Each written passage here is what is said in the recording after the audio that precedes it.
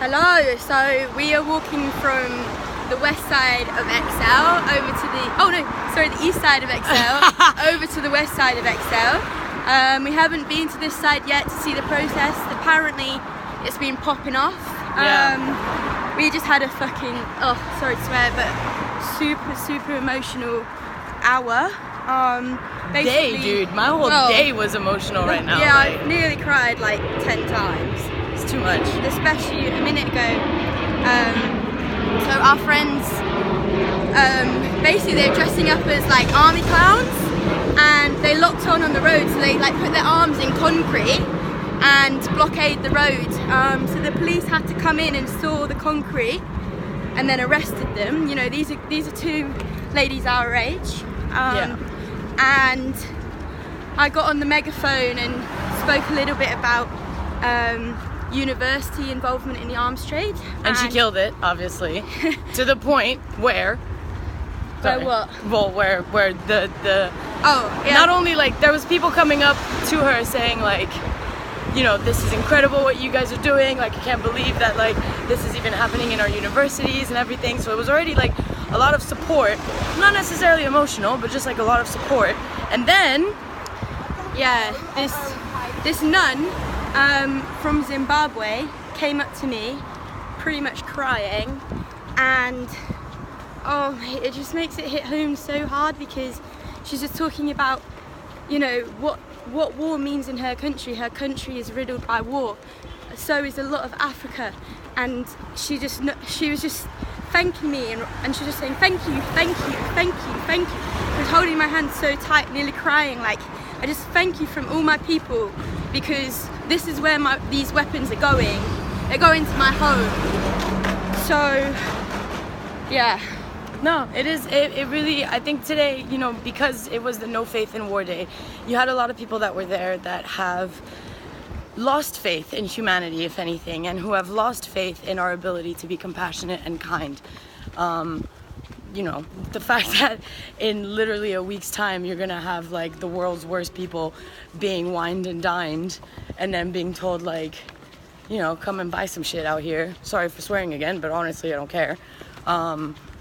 It's not okay. And like today was an emotional day because people's faiths were being tested in a way. Like, well, bearing in mind, so there was a huge, so basically this was No Faith Day, so there was a huge Quaker collective, because Quakers are very, very invested in peace. 44 Quakers were arrested today. Yeah, and you know what we saw? There was two policewomen stood in front of me bitching about an old lady's t-shirt. I was like, what are you doing? That's some dumb shit. Oh, sorry, I forgot to mention, they'd agreed with police beforehand that we could all pray and meditate until 3 o'clock, and then the police would have the right to come and arrest people and move people off the road. So they jump in at 2:45, interrupt everyone's prayers, and and then suddenly realise they've made a mistake and fuck off again. But then with no pause, come in and arrest 44 grandmas, literally old people. Like, thank you old people, because it would be a lot harder for us to get arrested, and you know. It was honestly like, it was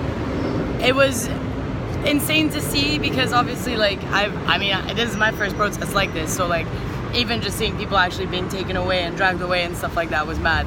But it was also so comical. I found a side to it that was just so hysterical, because you had, how many police officers do you think were out there, roughly? Oh my god. I'd say like 200. Triple. Yeah.